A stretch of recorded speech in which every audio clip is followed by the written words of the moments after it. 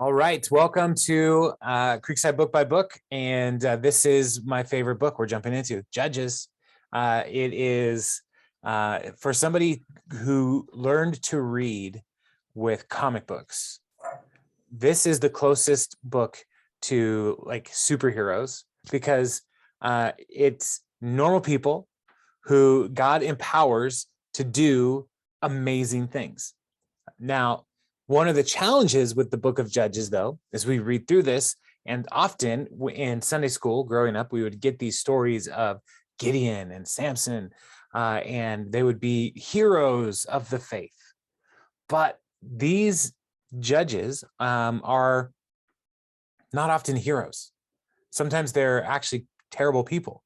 And when we read through the book, we will note like there are definite heroic acts that are happening, but something that I appreciate about the Bible is that the writers of Scripture, they do not try to hide any of the faults of the people that they're writing about, and they are presented as very human people. And the reason that this book exists is not to show us all the examples of people that we should follow, but to show us the degradation of the people as they are living in the land. Like we saw Joshua, and the general theme and tone of Joshua is faithfulness and victory from the Lord. Joshua was a charismatic leader that was used by God to unite the people. But after Joshua died, and we're going to pick up in this book with the after Joshua died motif, and we're going to have two chapters that kind of talk about Joshua. After Joshua died, instead of having a unified nation, the tribes all sort of fracture and do their own things. And as we read through the book, there's something that is going to be important, is the Levites, who should have been the ones to unify the people. The Levites actually are fairly absent from this book. And so there is no central leader in the civic scope. And there does not seem to be any kind of central leadership provided by the priests and the Levites. And the priests and Levites that we do see are kind of despicable people as we walk through this book. And we see idolatry creeping into the nation and mingling between the people of Israel and their neighbors. And so this book is complicated. And so I fell in love with this book as a junior hire who really loved the action of it. And as I've grown older, I've come to appreciate more the complications of the people that we are going to study. And I wanted to give you just a quick picture of the timeline of what we're working with in this book. And dating this book is kind of tricky for a couple different factors, but so I have a couple different examples of what the timeline could look like for the book of Judges. So I'm going to share this. All right, and so here are some different timelines that people have established. And so we have generally 1370s as the starting point for when the book of Judges takes place. And then these are the different judges that are listed over here.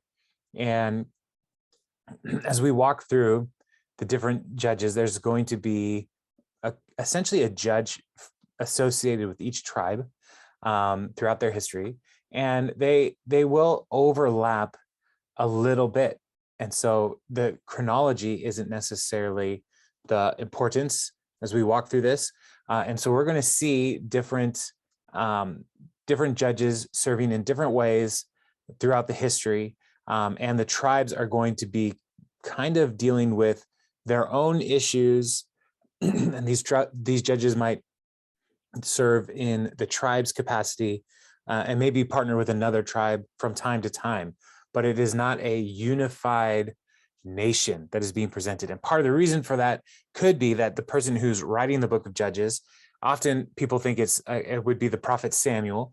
Whoever is writing the book of Judges is trying to help later generations understand how Israel got to the place where they needed a king.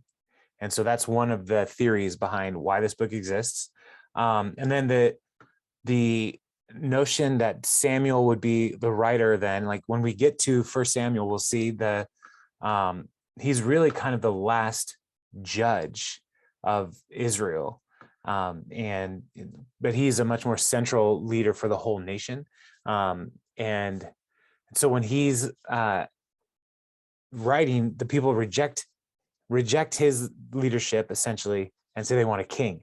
And so Samuel may have written this as a way to say, all right, this is how we got to here. And now they're transitioning into the kingdom. Now, the word judges, as we walk through this, is also something that we should clarify, because these people, most of them don't actually do any judging in the way that we would consider a judge for in our culture today. And so really the judges are rescuers or liberators.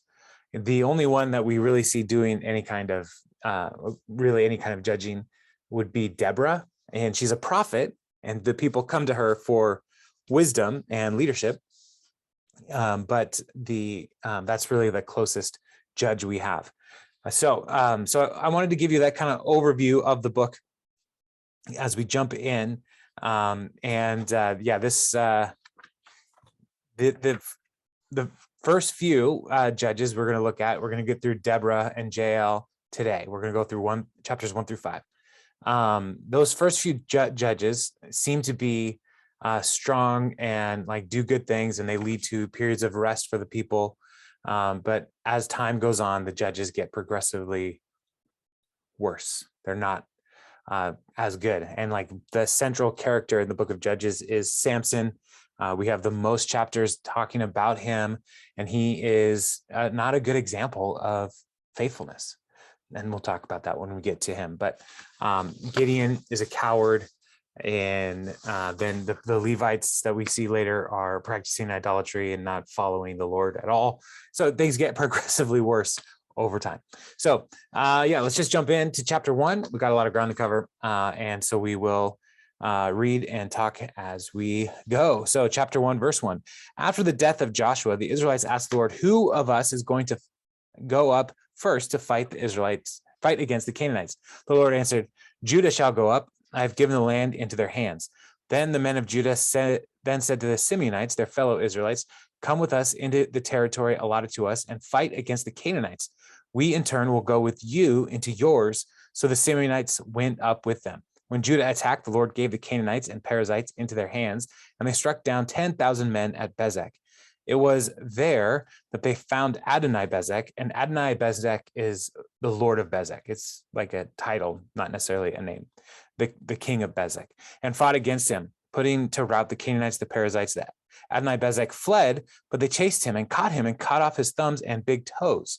Then Adonai-Bezek said, 70 kings with their thumbs and toes cut off have picked up scraps under my table. Now God has paid me back for what I did to them. They brought him to Jerusalem, and he died there. The men of Judah attacked Jerusalem also and took it. They put the city to the sword and set it on fire. After that, Judah went down to fight against the Canaanites living in the hill country, the Negev and the western foothills. They advanced against the Canaanites living in Hebron, formerly Kiriath Arba, and defeated Shishai, Ahiman, and Talmai. From there, they advanced against the people living in Debir, formerly called Kiriath Sefer. And I'll pause there. And so here we see some kind of unity between tribes as we're starting off. They are asking the Lord, we left Joshua and they had not fully driven out all of the Canaanites from the land. And so they said, okay, Lord, what should we do now? And probably going to the priests and using the Urim and the Thummim, they, determined what the Lord would have them do. And so Judah went up, and Judah asked Simeon, and Simeon is the tribe of Simeon's land is inside the tribe of Judah's land, if you remember from the map. And so it would be natural for them to work together because they're so closely related and neighbors.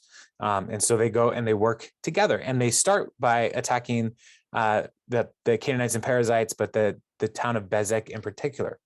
And they capture the king and they cut off his thumbs and his big toes. And why would they do that? It seems harsh, but it is essentially to eliminate this king from potentially being a threat to them as a warrior in the future, being unable to grasp a sword or a bow and arrow, being unable to run because the big toe actually has a significant amount of influence in your balance. And so they basically made him weak. And so they didn't kill him, they just made him weak. And the king here, Adonai Bezek, he recognizes like he was cruel. He cut off 70 different kings' toes and big thumbs, or thumbs and big toes. And so he sees like, this is what was coming to me. And so, it seems harsh, but it was also a kind of justice against this person. And then they attacked Jerusalem and they defeated the people there and burned it. But it seems like, well, then aren't they going to take over Jerusalem? But they're not going to take over Jerusalem for many, many years. In fact, David, when he's king, is finally going to drive the Jebusites out enough so that the people of Judah can move into Jerusalem, and that will become the capital of the nation. But it's going to be a long time. And so, so they're experiencing these victories. And so then we run into verse 12. Caleb said, I will give my daughter Aksah in marriage to the man who attacks and captures Kiriath Sefer. Othniel, son of Kenaz, Caleb's younger brother, took it. So Caleb gave his daughter Aksah to him in marriage. Now that sounds weird. He's her uncle. And so it's weird in our culture. I'm just going to just own that. That sounds weird. There may be a likelihood that they are half brothers, and it was not weird in their culture. And we don't know what their age difference is between Caleb and Othniel. But we're being introduced to Othniel here because he's going to be the one to carry on to be another leader, judge very soon. So one day he goes and he captures this town, and Aksah is given to Othniel in marriage. One day when Aksah came to Othniel, she urged him to ask her father for a field. When she got off her donkey, Caleb asked her, what can I do for you? She replied, do me a special favor. Since you have given me land in the Negev, give me also springs of water. So Caleb gave her the upper and lower springs. The descendants of Moses' father-in-law, the Kenite, went up from the city of palms, and the city of palms is probably Jericho. And the Kenites, that's something that we're going to want to hold on to here in a little bit. But they are a nomadic tribe that is part of Moses's in-laws, essentially. And so they got kind of brought into the community of Israel and assimilated into Israel, but they were not originally a part of the 12 tribes. So they went up to the city of palms with the people of Judah to live among the inhabitants of the desert of Judah in the Negev near Arad. The men of Judah went up to the Simeonites, their fellow Israelites, and attacked the Canaanites living in Zepheth, and they totally destroyed the city. Therefore, it was called Hormah. Judah also took Gaza, Ashkelon, Ekron, each city with its territory.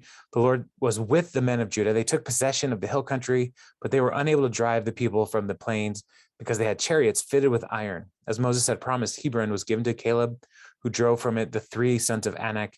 The Benjamites, however, did not drive out the Jebusites who were living in Jerusalem. To this day, the Jebusites live there with the Benjamites. And so we see a little bit of the progress as they're driving people out and moving people, taking the land that God promised. But one of the challenges here is they are running into these people who are stronger than them and have greater military might. And in particular, the chariots fitted with iron. These chariots were not fully made of iron.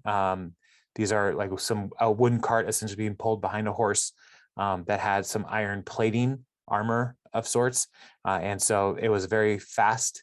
The people with chariots were the stronger military might. And so they fought and fought, and then they got to the place where we don't know if we can beat these people.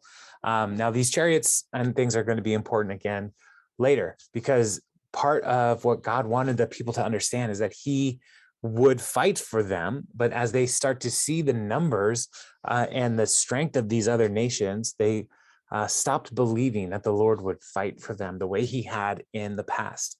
And so the scene is being set for us here in all of the different areas where the Lord is helping them, and they are attacking, but there's also some challenges. One of the challenges is the sons of Anak, and the Anakim are people that we have seen come up throughout the text, and these could be the giants of old, could be related to the Anakim, and so there's that overwhelming thought as well. They're not just stronger, they're also bigger, and so they did not successfully drive all of them out. Benjamin didn't drive out and all the Canaanites and the Jebusites, so they just decided to live with them, and this was not what the Lord wanted. Verse 22, now the tribes of Joseph, and so that's Ephraim and Manasseh, attacked Bethel, and the Lord was with them. When they sent men to spy out Bethel, formerly called Luz, the spies saw a man coming out of the city, and they said to him, show us how we get in the city, and we will see that you are treated well. So he showed them, and they put the city to the sword, but spared the man and his whole family. He then went to the land of the Hittites, where he built a city and called it Luz, which is its name to this day. And so that's very similar to the Jericho promise. Remember the spies going to Jericho, and they saved Rahab's family because Rahab helped them. And so here they go in to the city that was called Luz. It's going to be called Bethel after they conquer it. And the guy leaves and he starts a new city called Luz. And so, yeah, so that's a similarity in the history of the people here. But Manasseh did not drive out the people of Bethshan and Tanakh or Dor or Ibleam or Megiddo and their surrounding settlements, for the Canaanites were determined to live in that land. When Israel became strong, they pressed the Canaanites into forced labor, but never drove them out completely. And so they are bringing the Canaanites into a kind of servitude here, of slavery, but they didn't drive them out of the land. So their presence is going to be, as we have been told many times in the past, a thorn in their side. Nor did Ephraim drive out the Canaanites living near Gezer, but the Canaanites continued to live there among them. Neither did Zebulun drive out the Canaanites living in Kitron or Nahalal. So the Canaanites lived among them, but Zebulun did subject them to forced labor. Nor did Asher drive out those living in Akko or Sidon or Halab or Aksib or Helba or Aphek or Rehob. The Asherites lived among the Canaanite inhabitants of the land because they did not drive them out. Neither did Naphtali drive out those living in Beth Shemesh or Beth Anat, but the Naphtalites too lived among the Canaanites inhabitants of the land. And those living in Beth Shemesh and Beth Anat became forced laborers for them. The Amorites confined the Danites to the hill country, but not allowing them to come down into the plain. And the Amorites were determined also to hold out in Mount Heres, Ayajalon, Sha'albim. But when the power of the tribes of Joseph increased, they too were pressed into forced labor. The boundary of the Amorites was from Scorpion's Pass to Selah and beyond. And so here the Danites were actually not even able to go into the land. The Canaanites living up there, the Amorites specifically, were determined to hold their land. And so the Danites were not able to take the land that they were supposed to go into. And so instead of this continuing conquering that we see in the book of Joshua, we begin right away in Judges to see failure. And so this is the tension that we're going to be walking through. Chapter 2, the angel of the Lord went up from Gilgal to Bochim and said, I brought you up out of Egypt and led you into the land I swore to give your ancestors. I said, I will never break my covenant with you, and you shall not make a covenant with the people of this land, but you shall break down their altars. Yet you have disobeyed me. Why have you done this? And I have also said, I will not drive them out before you. They will become traps for you, and their gods will become snares to you. When the angel of the Lord had spoken these things to all the Israelites, the people wept aloud, and they called that place Bochim. There they offered sacrifices to the Lord. And so this encounter with the angel of the Lord is similar to the encounter that the angel of the Lord in the book of Joshua. And so this is either the Lord speaking directly to them as a theophany. There's theories that this is a Christophany, an Old Testament appearance of Christ, or it could just be an angel. Some people even say it could be a prophet, because angel means messenger. And so that's kind of not a super strong argument in this situation. But here we have the angel of the Lord saying, I told you to do this and you haven't. I'm not going to break my covenant, but you are already breaking the covenant. And so these people, I'm not going to fight for you anymore, and they will be a thorn in your side. And these covenants you're making will be a trap for you. And so that's the Lord is frustrated with people. And so they are going to keep fighting, but they are not going to experience the same kinds of victories again and again. And in verse 6, we see that again, after Joshua had dismissed the Israelites. So Joshua is already dead, right? And so here we are being reminded again of Joshua's leadership, and that is now over. His charismatic, unifying leadership is gone. After Joshua had dismissed the Israelites, they went to take possession of the land, each to their own inheritance. The people served the Lord throughout the lifetimes of Joshua and the elders who outlived him and who had seen all the great things the Lord had done for Israel. Joshua, son of Nun, servant of the Lord, died at the age of 110, and they buried him in the land of his inheritance in Timnath Heres in the hill country of Ephraim, north of Mount Gaash. After the whole generation had been gathered to their ancestors, another generation grew up who knew neither the Lord nor what he had done for Israel. Then the Israelites did evil in the eyes of the Lord and served the Baals. They forsook the Lord, the God of their ancestors, who had brought them out of Egypt. I have a sneeze coming. Excuse me. They forsook the Lord, the God of their ancestors who brought them out of Egypt. They followed and worshipped various gods of the peoples around them. They aroused the Lord's anger because they forsook him and served Baals and Ashtoreths. In his anger against Israel, the Lord gave them into the hands of raiders who plundered them. He sold them into the hands of their enemies all around, whom they were no longer able to resist. Whenever Israel went out to fight, the hand of the Lord was against them to defeat them, just as he had sworn to them. They were in great distress.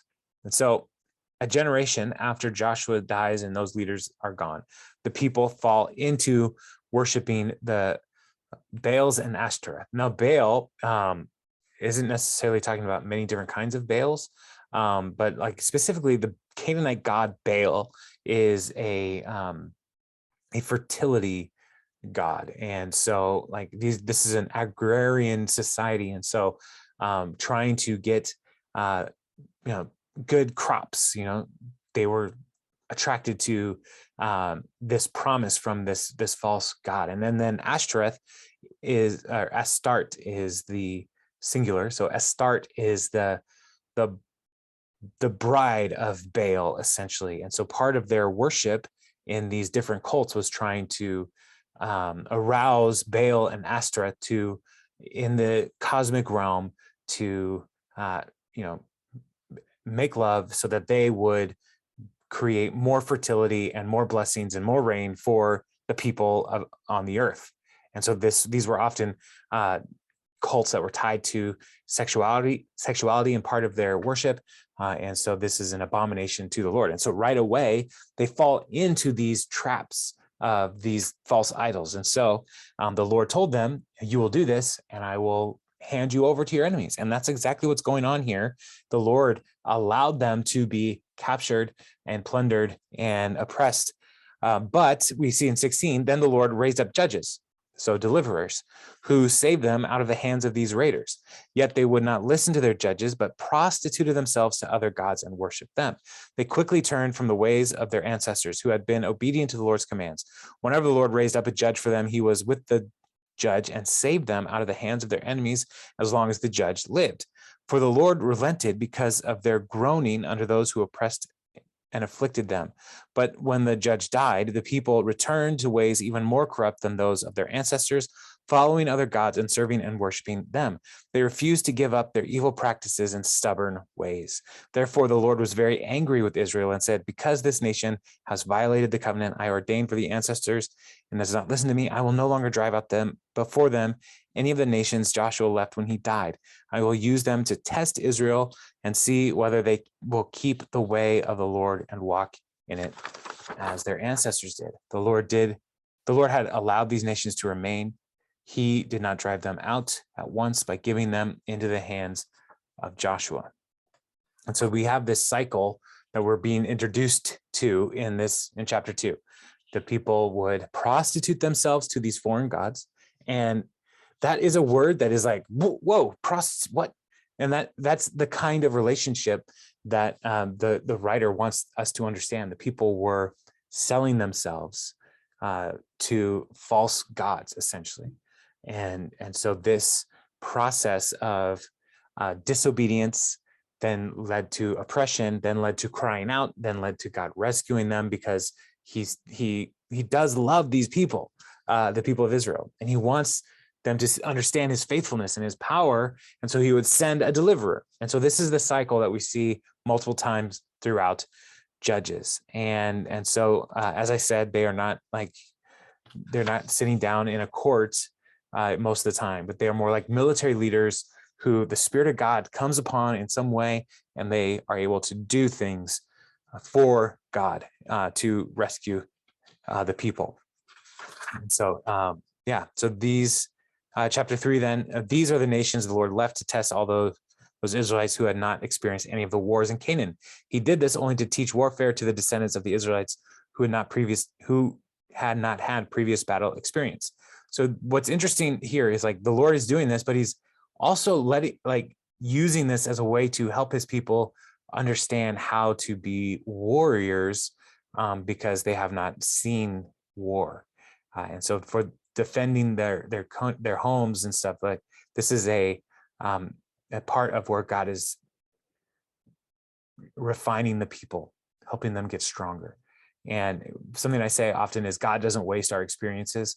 And so even in the cycles of rebellion, oppression, crying out, rescue, that cycle, God's not wasting that for his people. And there's going to be great warriors that do rise up over time, as the people learn how to defend themselves, and which is an important part in the ancient world for these nations to be able to defend themselves. The 5 rulers of the Philistines, all the Canaanites, the Sidonians, the Hivites living in Lebanon, mountains from Baal Hermon to Lobo Hamath, they were left to test the Israelites to see whether they would obey the Lord's commands, which he had given their ancestors through Moses. Then the Israelites lived among the Canaanites, Hittites, Amorites, Perizzites, Hivites, and Jebusites. They took their daughters in marriage and gave their own daughters to their sons and served their gods. And so these nations that are around, and the ones that are really testing the people, are actually not necessarily part of the Canaanite community. They're like the neighbors around Israel. And the Philistines are not even actually a part of Canaan at all. They came from Cyprus, I want to say, or Crete, and they settled. And different commentaries say that the Philistines actually were trying to go into Egypt, but the Egyptians drove them out, and so they ended up on the coastland of what we would call Israel. And so these different nations all came in, among the Canaanites to also pressure the people of Israel. And so, so now we have the stage set. The people are falling into patterns of disobedience, but the Lord raises up these deliverers. And the first one is Othniel. And we met Othniel in Joshua, and then we also met him in the first chapter of Judges as a warrior. And so in verse 7, it says, the Israelites did evil in the eyes of the Lord. They forgot the Lord their God and served the Baals and the Asherahs, which is the same as the Ashtoreths.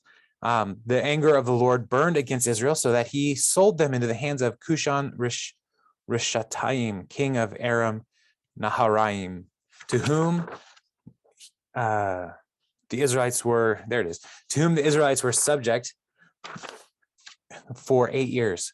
But when they cried out to the Lord, he raised up for them a deliverer, Othniel, son of Kenaz, Caleb's younger brother, who saved them. The Spirit of the Lord came on him, so that he became Israel's judge and went to war.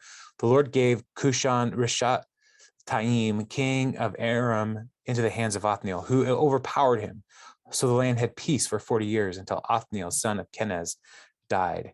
And so this is the first example. We, in that generation after Caleb, Othniel rises up to the challenge. He's already proved himself for his people, the tribe of Judah, and working with Caleb and taking Hebron and the different cities.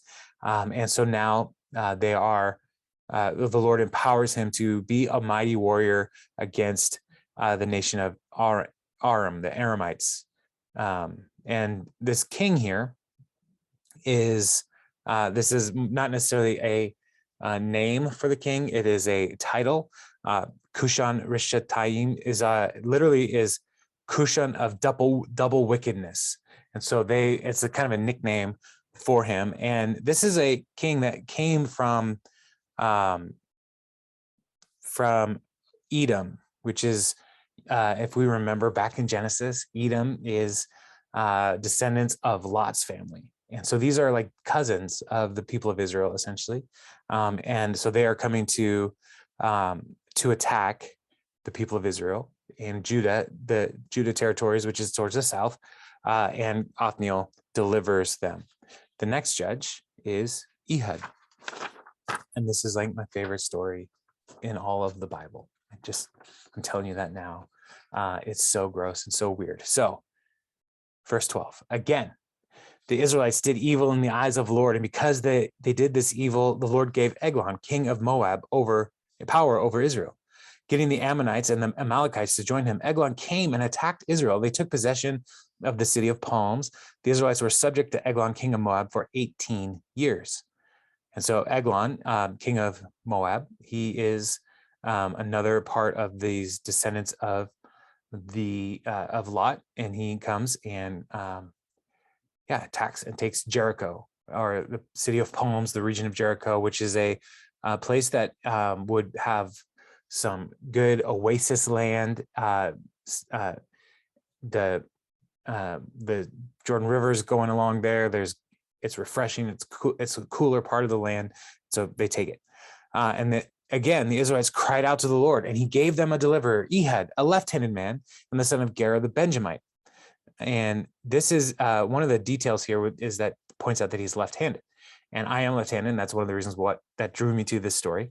But being left-handed is highlighted because usually the people who were left-handed were forced to become right-handed. And so left-handedness was not really a thing. And so there's a couple different theories for why Ehud might be left-handed. One is the way that it is says that we are told that he's left-handed, it's actually saying like his right hand was bound. And so it could be that he had some kind of deformity in his right hand, which made him use his left hand. The other part of this is that Benjamites in particular, there are different groups in their armed forces in the Benjamites who taught themselves to be ambidextrous. And so they are told we read later in the Bible about how they can shoot a bow and arrow with a right or a left hand. They can use a sling with a right or left hand. They can use a sword with a right or a left hand. And so this is an important detail that's given to us. So he could have a deformity in his hand, or he could be ambidextrous. And so either way, nobody is expecting a left-handed person because everybody is usually using their right hand. So the Israelites sent him with tribute to Eglon, king of Moab. And so tribute is bringing like a big tax of their grain or gold or their animals, all that stuff. So Eglon is sent ahead Ehud is sent to Eglon to bring the tribute. Now Ehud had made a double-edged sword about a cubit long, and it's about that long, and strapped it to his right thigh under his clothing. Why would he do that? Well, because that's not where a right-handed person would put a sword. It would be on the other side so that you could draw it and attack, right? And this sword is double-edged because most of the swords of the time were used for hacking. So they were only sharp on one side. But this is a double-edged sword, so it's used for stabbing, which is an important detail for later.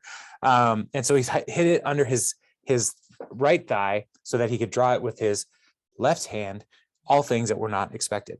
He presented the tribute to Eglon, king of Moab, who was a very fat man, another detail that is important.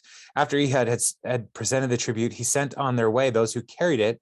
But on reaching the stone images at Gilgal, he himself went back to Eglon and said, "Your Majesty, I have a secret message for you." So he didn't come alone to bring the tribute, but he must have worked out a plan here with all of these compatriots to say, we're going to bring this, and then when we get to Gilgal, you guys keep going. I'm going to go back and I'm going to do the work that the Lord has called me to do. And so I have a secret message for you. And the king said to his attendants, leave us. And they all left. Ehud then approached him while he was sitting alone in the upper room of his palace. Now this is in the palace. This upper room would have been like private chambers, but there might have also been a toilet type facility up there in the palace. Again, important detail. And he said, I have a message for you I have a message from God for you. And as the king rose from his seat, he had reached with his left hand, drew the sword from his right thigh and plunged it into king's belly. Even the handle sank in after the blade and his bowels discharged. Ehud did not pull the sword out and the fat closed over it. Then Ehud went out to the porch. He shut the doors of the upper room behind him and locked them. After he had gone, the servants came. And so Ehud is escaping. So he stabs him and like the sword like gets overwhelmed. But then also as I was reading this is a gross story, but I mean, it's just so wonderful. Where it says the bowels discharged, one of the commentators said his anus exploded. And I just was like, bravo. Bravo, academic writer. That was fantastic.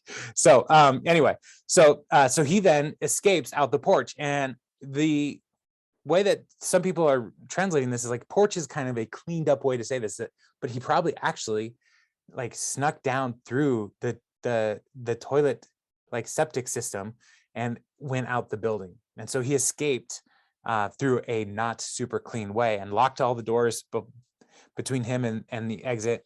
After he had gone, the servants came and found the doors in the upper room locked. They said he must be relieving himself in the inner room of his palace. Now, why would they think that? Well, because his bowels discharged. And so there was probably a tremendous smell coming from the king's room. They waited to the point of embarrassment, which is, I love that detail. They waited till it was just embarrassing to be waiting. But when they did not open the doors of the room, they took a key and unlocked them. There they saw their Lord fall into the floor dead. And so this waiting to the point of embarrassment was long enough, because while they waited, Ehud got away. He passed by the stone images and escaped to Sarai. When he arrived there, he blew a trumpet in the hill country of Ephraim, and the Israelites went down with him from the hills, and with him leading them. Follow me, he ordered, for the Lord has given Moab, your enemy, into your hands. So they followed him down and took possession of the fords of the Jordan that led to Moab. They allowed no one to cross over.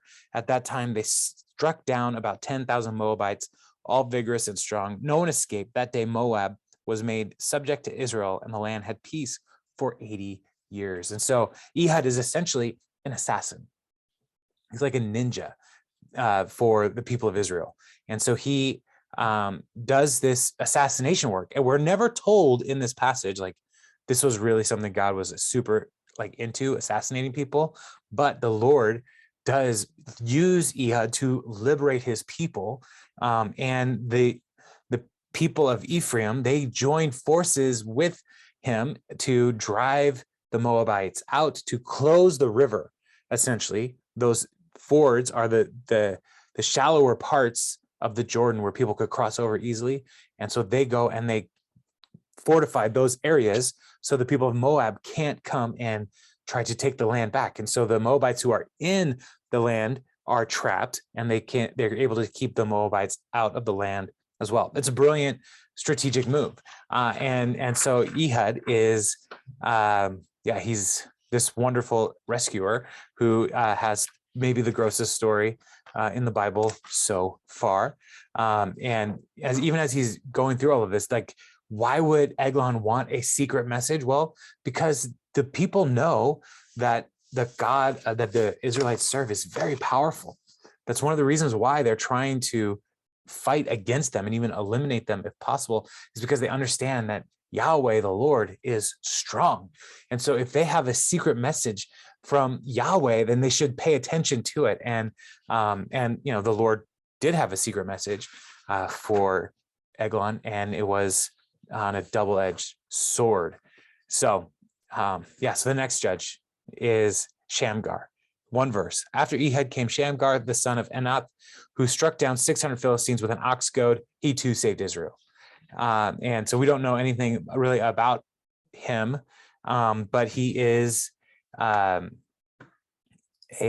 son of Anak. And Anak, one of the questions is like that came up in different research is Anak is maybe a town or a person, but maybe not like maybe not the most righteous group of people.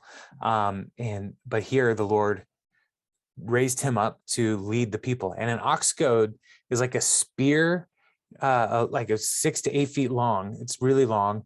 It's like with a point at the end. And then sometimes there would be something like a shovel on the other end. And this was his weapon that he used to fight off the Philistines. And he struck down 600, is what we're told here. And so, he is, just a strong person with able to take the available resources to fight to defend the people. So that's chapter 3. Chapter 4, then we get into Deborah, and this is a really fascinating part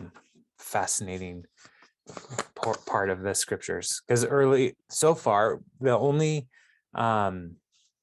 leadership we've seen from women in the people of Israel is Miriam, Moses' sister, and so she leads but doesn't have a upfront type of leadership.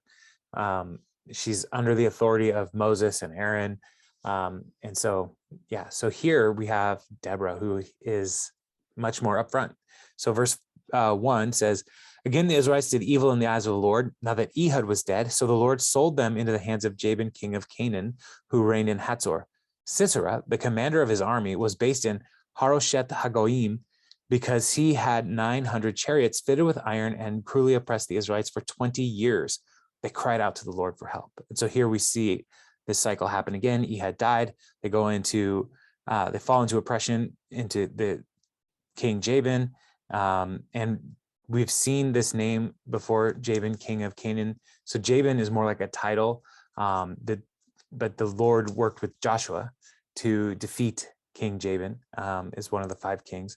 And so here his general Sisera is oppressing the people.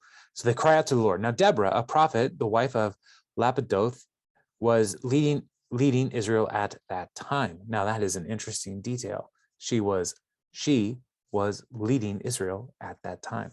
She held court under the palm of Deborah. So this tree was a tree that was known as Deborah's tree. Like she's a prominent person between Ramah and Bethel in the hill country of Ephraim. And the Israelites went up to her to have their disputes decided. So she's really the best judge in this whole book of Judges. She sent for Barak, son of Abinoam from Kadesh in Naphtali, and said to him, "The Lord, the God of Israel, commands you, go take with you 10,000 men of Naphtali and Zebulun and lead them up to Mount Tabor. I will lead Sisera, the commander of Jabin's army, with his chariots and his troops to the Kishon River and give him into your hands." And so Deborah is calling Barak here to go up to Tabor. And Tabor is not like a pokey mountain like we see our mountains. It's just like a hill with like a big mound with a good plateau on it. And so going up there would actually be pretty obvious, like, hey, there's an army up there. So it's not a super great idea strategically. But she's telling him to go up there, and then I will lead Sisera. Who's I here? Is the Lord. The Lord is going to lead Sisera, the commander of the army, to the Kishon River and give him into their hands. So it's like, this is a weird strategy. And so Barak says, I will, if you go with me, I will go. But if you don't go with me, I won't go. And so he recognizes Deborah's influence and would love to have this charismatic, unifying person with him. And so he's asking basically for Deborah's help. And she says, certainly I'll go with you. But because of the course you are taking, the honor will not be yours, for the Lord will deliver Sisera into the hands of a woman. So Deborah went with Barak to Kadesh. There Barak summoned Zebulun and Naphtali, and 10,000 men went up under his command. Deborah also went up with him. And so it's all coming together. Plans are happening. Now, in verse 11, we get this weird detail. Now, Heber, the Kenite, had left the other Kenites, the descendants of Hobab, Moses' brother-in-law, and pitched his tent by the great tree of Zaananim near Kadesh. Now, why are we told this? This is not a super interesting detail right now, but one of the beautiful things about the storytelling in ancient Israel is they give you details before you need the details, but when the details become important, then it's like, oh, wow, this is amazing. But here, Heber, the Kenite, just wants to move away. We're just told he wanted to leave. So he left his family and found some new territory. And like this story just keeps moving. When they told Sisera that Barak, the son of Abinoam, had gone up to Mount Tabor, Sisera summoned from Harosheth Hagoyim to the Kishon River all his men and his 900 chariots fitted with iron. So these chariots fitted with iron, this is the advanced military weaponry of the day. There are 900 of them. There's thousands of Israelite foot soldiers, but these 900 chariots are a overwhelming force. Then Deborah said to Barak, go. This is the day the Lord has given Sisera into your hands. Has not the Lord gone ahead of you? So Barak went down Mount Tabor with 10,000 men following him. At Barak's advance, the Lord routed Sisera and all his chariots and army by the sword, and Sisera got down from his chariot and fled on foot. So this is, yes, the army of Israel had the high ground on the mountain. And as they're coming down, they're seeing victory and routing the people of Israel. But there are some details here that we're not going to get until the next chapter. So Sisera fled on foot because they were overwhelmed. Barak pursued the chariots and the army as far as Harosheth Hagoyim, and all Sisera's troops fell by the sword. Not a man was left. Sisera, meanwhile, fled on foot to the tent of Jael, the wife of Heber the Kenite, because there was an alliance between Jabin, king of Hatzor, and the family of Heber the Kenite. Now, what? There's an alliance between Heber the Kenite? So he comes across this family that is in alliance with them, and not really like a full Israelite. So he's like, this is a safe place for me. And so he goes to the tent, and Jael went out to meet Sisera and said to him, come, my lord, come right in. Don't be afraid. So he entered her tent, and she covered him with a blanket. Like, you must be so tired. Here, lay down, have this blanket. He said, I'm thirsty. Please give me some water. She opened a skim of milk and gave him a drink and covered him up. Now, this skim of milk is a skin of milk. They would store milk in like animal skins, any kind of liquids, really. They'd store it in animal skins. And this may have been more like a yogurt type thing as it's processing over time. But it's makes him a little sleepy as he's drinking this. Stand in the doorway of the tent, he told her. If someone comes by and asks you, is anyone in there? Say no. But Jael, Heber's wife, picked up a tent and a hammer and went quietly to him. While he lay fast asleep, exhausted, she drove the peg through his temple into the ground, and he died. Now, she has some great skill with this tent peg because for the Kenites, assembling the tents was a women's work. This was something that the women did. They put the tents back together. And so she's very good at placing the tent peg and the hammer, and she kills Sisera while he's asleep in bed. Just then, Barak came by in pursuit of Sisera, and Jael went out to meet him. Come, she said, I will show you the man you're looking for.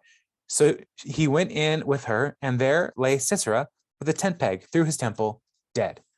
On that day, God subdued Jabin, king of Canaan, before the Israelites, and the hand of the Israelites pressed harder and harder against Jabin, king of Canaan, until they destroyed him. So here, this whole story, Deborah is saying, like, calling Barak to come and fight, and he's like, I will only go if you will go with me. And she says, because of this, a woman is going to get the glory. Now, the woman that Barak probably thought was Deborah. And it's like, of course, Deborah, you're the one that's leading Israel right now. You deserve the glory.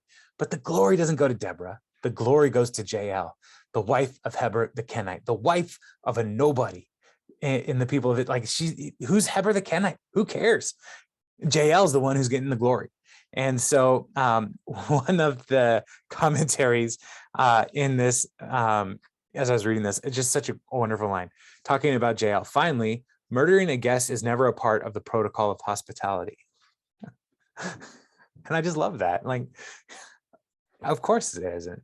But she was used by God to defeat the general who's oppressing the people and lead them into freedom from the Jabin, the king of the Canaanites. And then Deborah leads the people in a song. And this song, we will learn more about the situation that led to this victory.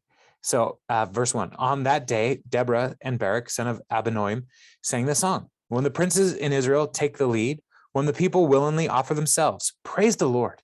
Hear this, you kings. Listen, you rulers. Even I, will sing to the Lord. I will praise the Lord, the God of Israel, in song.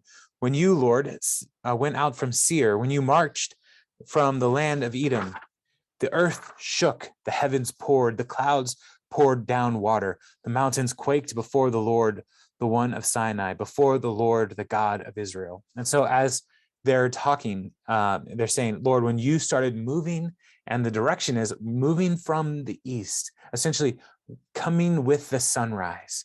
Lord, when you moved into the land, the earth shook and it poured water from the heavens.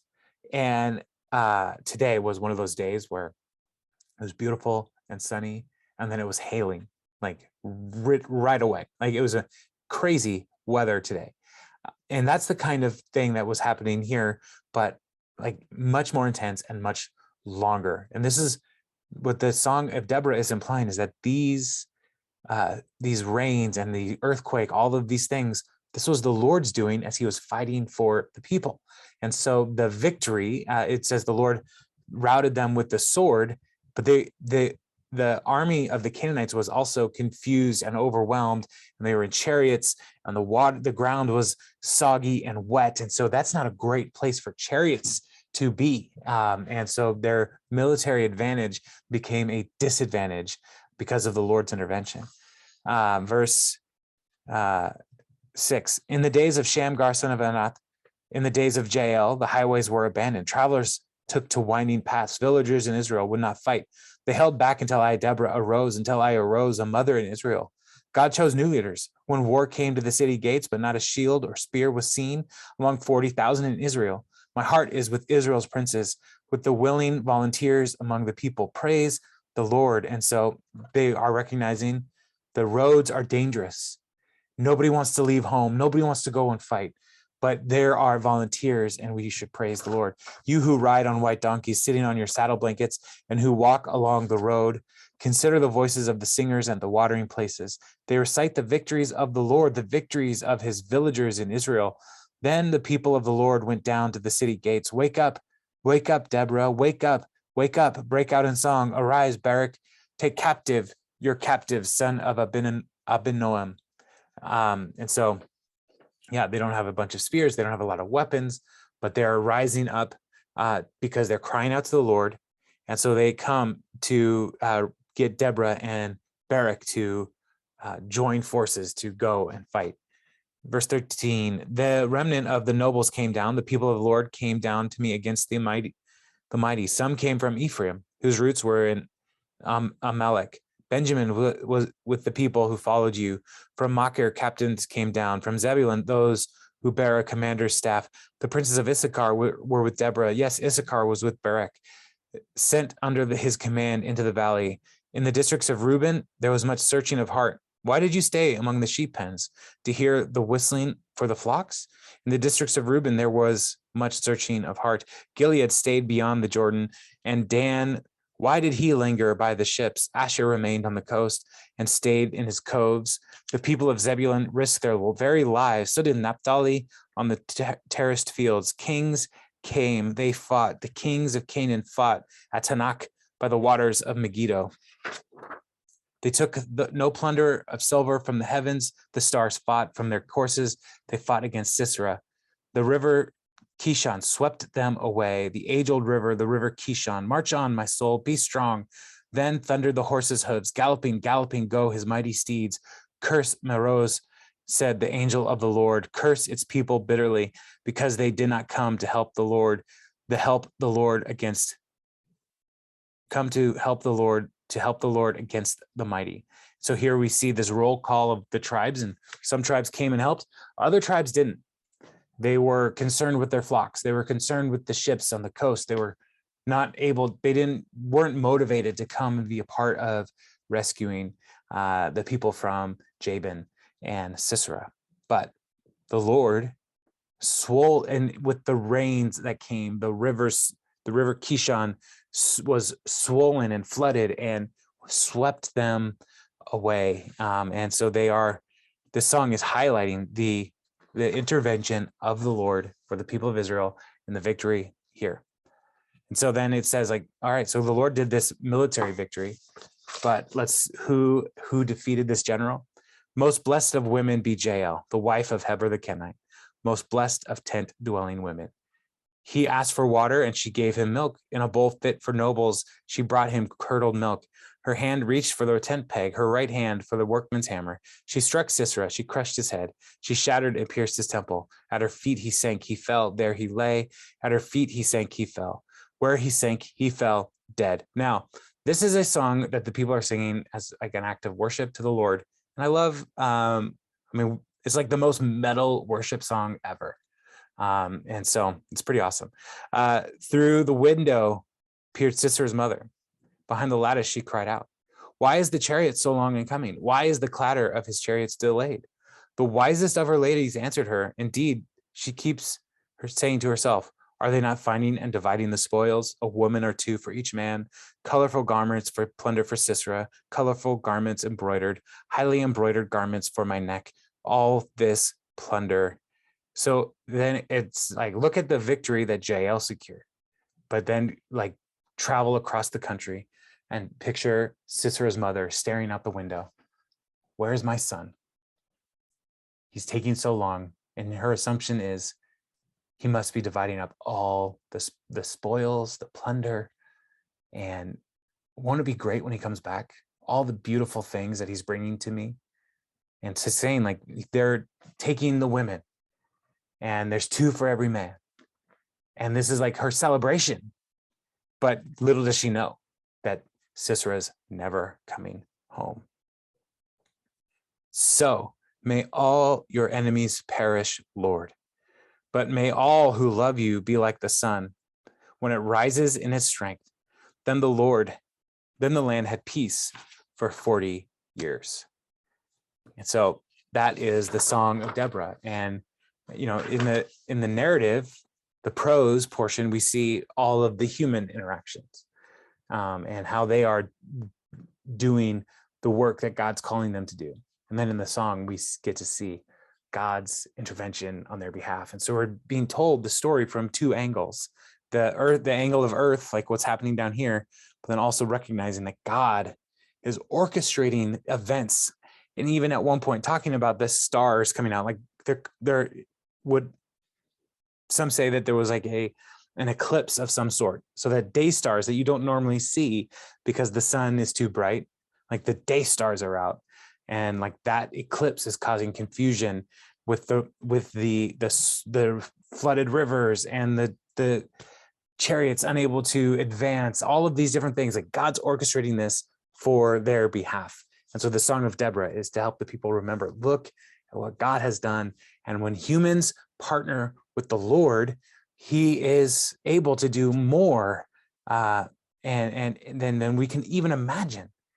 But part of the trouble with the book of Judges is the people keep falling away from trusting God because they would rather trust the things they can see.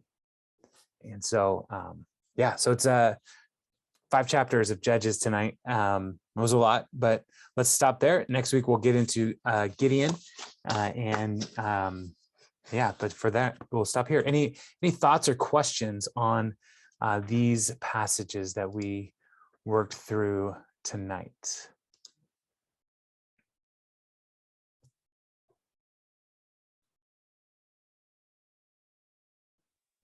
No? All right. I like this. What's that? This is Carrie. I was gonna say, I have to say, I like this one. Which one? Well, Deborah? the storyline, I mean, it's very action packed. Yes. Yeah. Yeah, the book of Judges is all stories, and there's tons of action. There's no laws, there's no dividing of land, all of those things. Like Joshua was so promising. We're getting into all this cool action, and then it's like, and then their territory went from here to here to here to here to here to here to here to here. So yeah, but right away we're just like, boom, things are happening. So yeah. Any other thoughts or observations from these chapters? Like, I think I had said this one before the other time, where it says they forsook the Lord. Mm-hmm. And I keep wondering, I'm like, I thought that the Israel culture, you continually, pass on to from one generation to the other what the Lord has done for them. And were their children just not listening? Well, there is the command that the Lord gives to, and there are the ideals that they're to live up to. But they still are people who have to make the decision for themselves. And so are their children not listening? Maybe, but are parents displaying to their children faithfulness to the Lord? That's the real question that is not answered in this text. But they forgot what God had done. And so it's not just the children, it's not just the parents. They forgot. They forsook the Lord. So, yeah. But when you treat God like a cosmic vending machine and he doesn't vend for a while, then you go to the vending machine that does vend, right? You the one that does seem to give you things that you want. So that's why they turn over to Baals and Asherahs, because they think that they are able to manipulate Baal and Ashtoreth, which, they're just falling into sinful behavior, thinking they're doing something, but they are not, because, but you can't manipulate the Lord. That's one of the key things throughout the scriptures is the sacrifices, all of these things. Is not manipulating God to do something for you. It's honoring God because you recognize all that he has already done for you. So it's a totally different perspective on why you worship. Is because of God's faithfulness in the first place, not demanding something from him. Yeah, very true. And it just, I guess that part always reminds me that how from every generation to every generation, we're all the same. We all make the same mistakes over and over and over again. Yeah, people are people. Yeah. So, yeah. Any other thoughts or questions? Chris, I saw that you unmuted. Did you have something you wanted to say? No, nothing.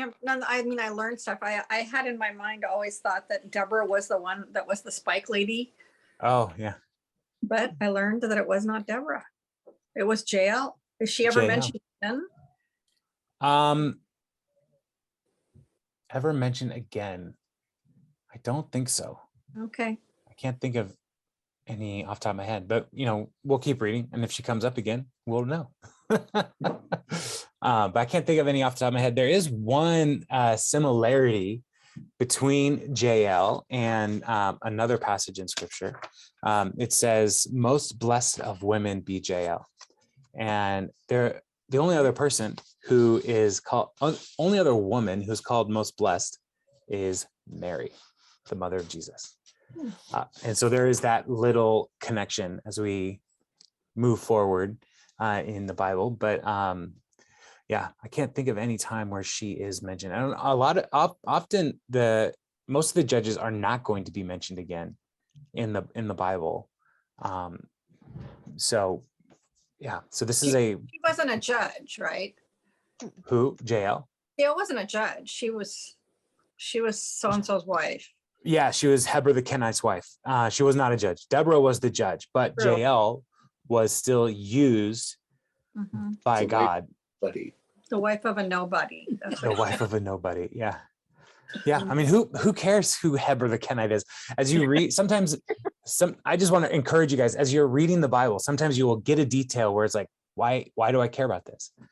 But pay attention, because that detail might come up later, because the writers in these historical books, they are giving us so much just in time information. And so pay attention to those things. In my Bible reading, I'm in the book of Chronicles the last couple of days, and I was reading through the genealogies, and I was like so excited, because I was like, I know these names. I've read about these people, but then you also are getting like this second genealogy, and I'm like, why am I getting this right now? And I'm excited to see, like, how does this end up in Chronicles? I couldn't remember off the top of my head, like, why are these here? And that was just in my devotional reading. And but then you also come across these little stories in those genealogies that is like, this is interesting. Like Jabez, like many of us read the prayer of Jabez, and there was a whole group of people who are like, God wants to bless you, but it's like, that's not really the point of the book of Jabez. Is not that we should pray the same prayer, but just to recognize, like, look, here's somebody who's faithful in the midst of just a bunch of names. Like, look at his faithfulness to the Lord. That's a good thing in itself. So yeah, genealogies have just been so fun for me lately. It's so much fun. Tony said there should be a TV series called The Judges. And Tony, I would totally agree with you, but it cannot be on like network television.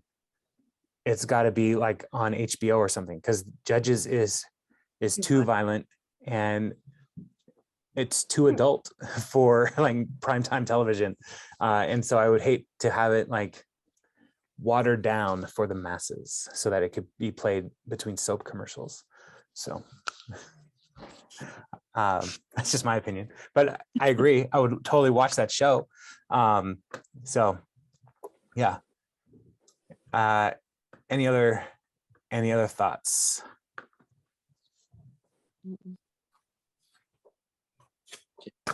All right. Well, I do think the book of Judges is full of awesome stories. And if you are reading throughout the week and find yourself in Judges, like, slow down and imagine the picture. Imagine what's happening. Like, next week, we're going to read about Gideon. And Gideon is threshing wheat in a wine press. Why? Because he's afraid. He's a coward. And so he's trying to hide. And there's those kinds of details that try to imagine it, try to picture it. It really does come to life.